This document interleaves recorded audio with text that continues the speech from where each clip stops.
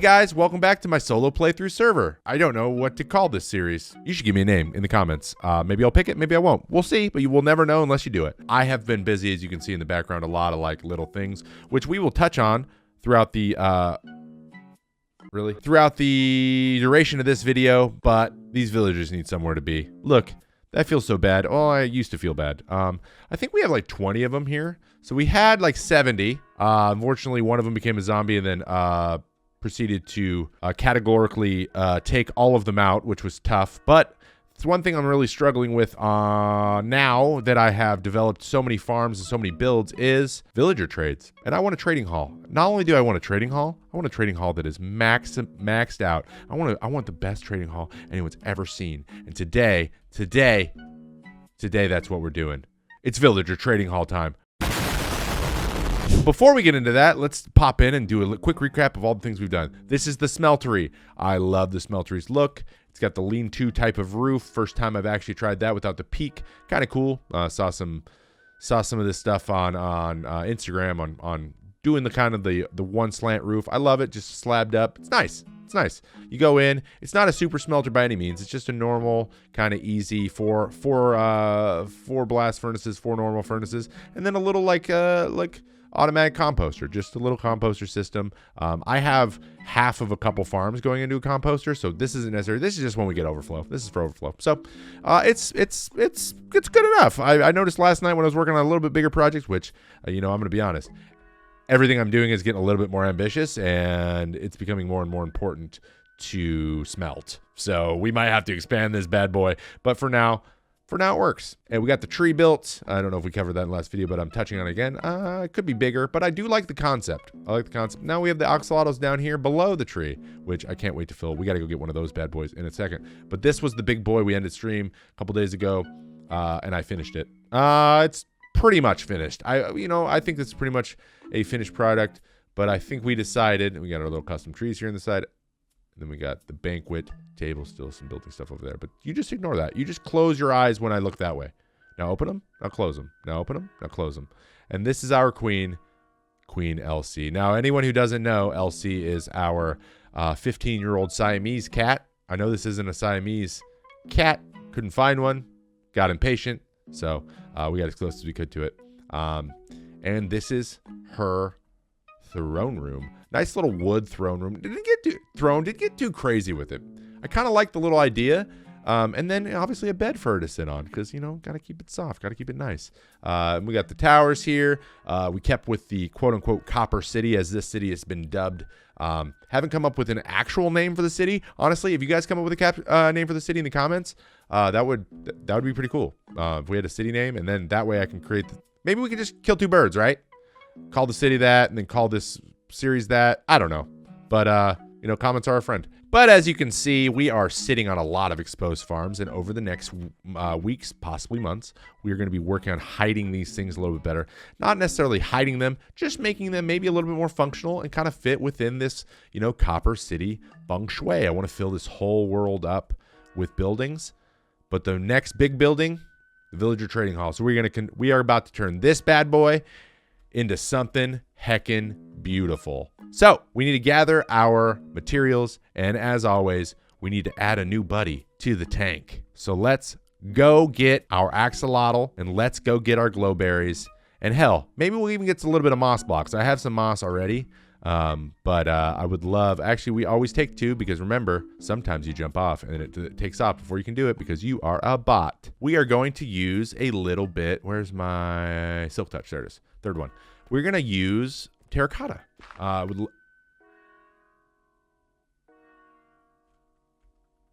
It's that easy. There we go.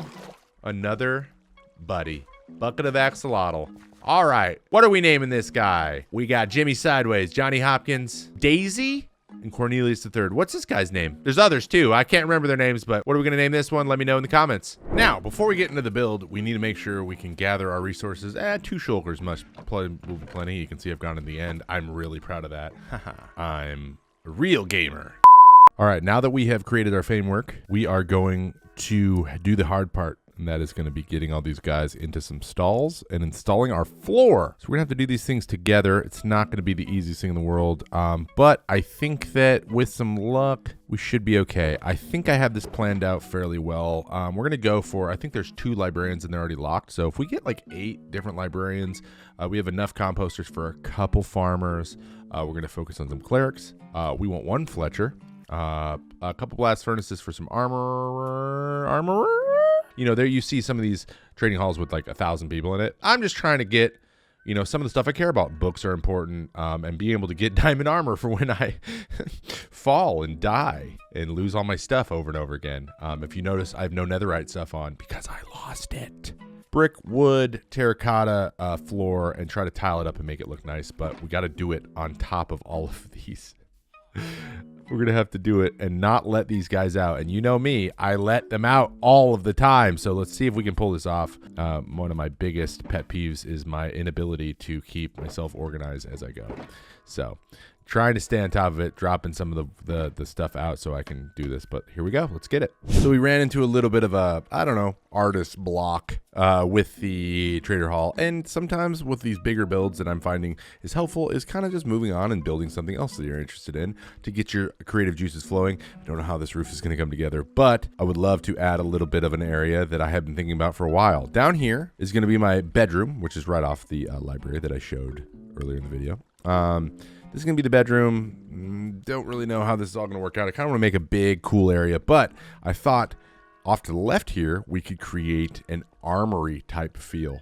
I think this would be really cool. It's going to take a little bit of time. I don't know if it's going to be all done in one go here, but I think this would be awesome as like an area that I come down to before I'm about to go on an adventure. If I need to get my armor, which I actually store just above here, like my armor or the proper weapons I need or whatever it is I need for the adventure I'm about to go on, and put that stuff down here. But mostly, I've been really interested in a automatic brewing station. Now, I am all the credit in the world to my friends. I've been on my friends yet, but I hope maybe they will be my friends someday at Shulkercraft for the tutorial on this one.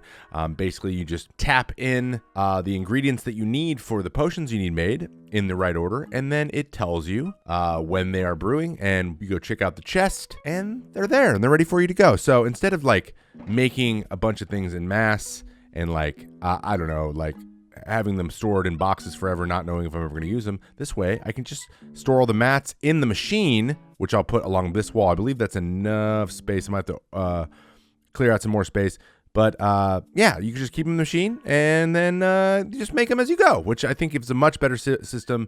And honestly, I don't really need potions to be automatically sorted into the major auto sorter. So I like this a little bit better, and I can decorate this thing up a little bit. So let's do it, and then let's get back to that other build. But let's do this first. I'm kind of interested in it. I want to see how this works. First things first, I don't actually think I have enough space over here. I think I need to dig this in maybe 4 or 5 blocks in, because I have this problem with not giving myself enough space for the redstone machinery for me to move. Usually I just put enough in there for me to just get stuck and then get frustrated and then, you know, yell a bunch of profanity at my inanimate PC, because it's its fault, of course.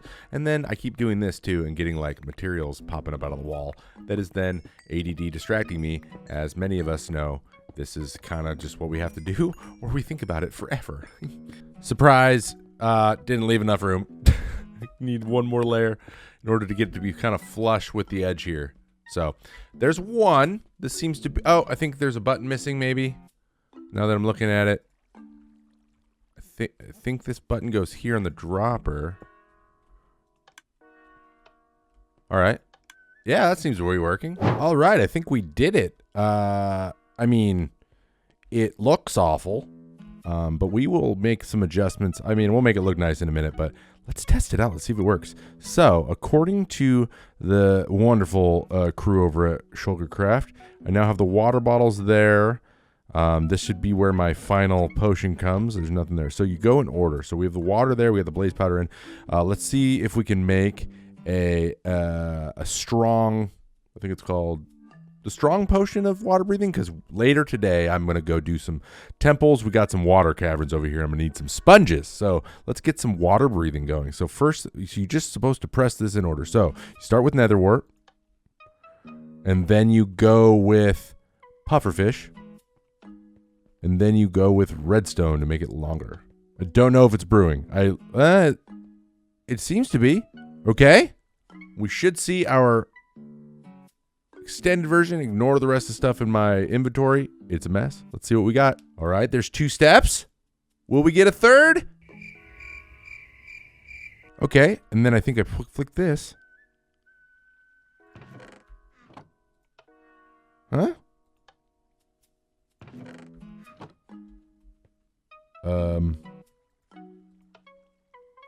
Supposed to empty. Why is it not emptying? Maybe if I just get rid of that? They automatically empty. Nice! I think we just want it to automatically empty. Yay! And water breathing, potion of water breathing, 8 minutes. It worked. I don't really understand why that's not working correctly. Ah, I see what I did incorrectly. You gotta do this. Boom! There you go. There it turns on and off. Let's put some crappy cobblestone in the back. Let's try feather falling. So same thing. Boom. Boom. And boom. There it goes. There's a third one and 3-4 minute still falling potions. I'm a genius. Well, I began recording this video yesterday and came back today, and for some reason my OBS, the program that I used to record, was dropping frames weirdly, and when I wasn't connected to the internet. Usually it's an internet issue. I don't know what was going on. It turns out that when I tried to record the building of the roof, surprise, it wasn't actually recording. So it's more or less done. You know, we kind of went ham with it, but if you can see in there, if you zoom in real quick, I went with the Pro Strat using, actually, I have a replay mod, so I'll show you a little bit of that while I'm talking here, of me building it, but I found a good place to kind of put these arches. I used a little bit of the wool, colored wool method to kind of map it out, and I think it came out splendidly. I had to rebuild the tower coming out of the middle there to get it centered, but look at these peaks. Man, these peaks are super peaky. Unfortunately, it's kind of dark in there now, and a lot of baddies keep spawning. But you know, as long as I'm not worried about them murdering me, I'm worried about them murdering all our beautiful, beautiful villagers that are kind of jammed in here. By the way, piece of advice: if you're planning on building one of these things, a trading hall that is, make sure that you freaking put these villagers in after you build it and not during, because look at them. Look at them. There we got a guy look at this guy. He's phased in. He's just looking up. This guy's standing on his head. He's like, hey, bro, I don't know what's going on. This guy's in this guy's pen now because I forgot to put a fence there. This guy's not even accessible back here. This guy's just standing on his compost. It's just a nightmare. It's a nightmare. We're going to have to judge all these guys. But look, there's 2 in here now. I don't even know where this guy came from. This guy didn't even have a job. How'd you get in? But I tried to do the roof before I did this floor, and I basically fell into the farm over and over again. And that makes me unhappy. I was not enjoying that too much, but I'm really happy with how the roof came along. Unfortunately, I am completely out of copper now. I used every ounce of copper that I have basically farmed in, what do we have? 939 days on this server, and it's gone. It's all gone. And when you name your city the Copper City, you're going to run out of copper. So we're going to have to probably get more of that, as well as spruce. So we're going to start off here grabbing some of those things. Probably just the spruce. I don't think we're actually going to need much more copper for this build. I'm going to work more with stone and stuff on the walls here. But, you know, we're going to be doing a lot of that same build down there, up there. And then making this again into a second floor of the trading hall with like a little bit of a balcony here. There's just a bunch of cool stuff. So we're going to get into it. But I have another farm I want to build too. That's the problem with Minecraft. You just constantly want to be building. And the cool thing about it is our breeders, for whatever reason, when we got all these guys and I let them loose and kind of just let them go run around and pick the jobs they wanted. Pro tip. Just like set their stuff down in the pens, they will automatically run in there, and then you can just block them in. You don't have to move them all one by one. Psst. Yeah, you totally didn't know that until right now, did you? That guy right there, this guy, he doesn't have a name yet, but Buttface over there, yeah, your name's Buttface now. I'm actually gonna name him Buttface later. He would not become a farmer, so we just had 2 non-professional guys, unemployed guys sitting there just trying to get out. And then for some reason, these guys all took jobs. And then he's like, nah, I'm a farmer now. So see, look, they're eating. Look, they're going to make a new one. We're watching the magic happen.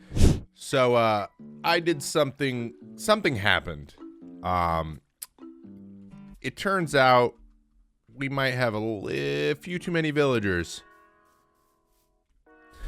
And they're everywhere. And so I decided that I want to get rid of a couple of them. Are we going to have to let a baby zombie up here in here? I think so.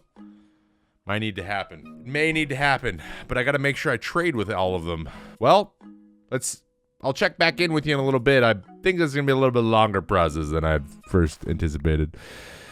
I'll let you know how it goes.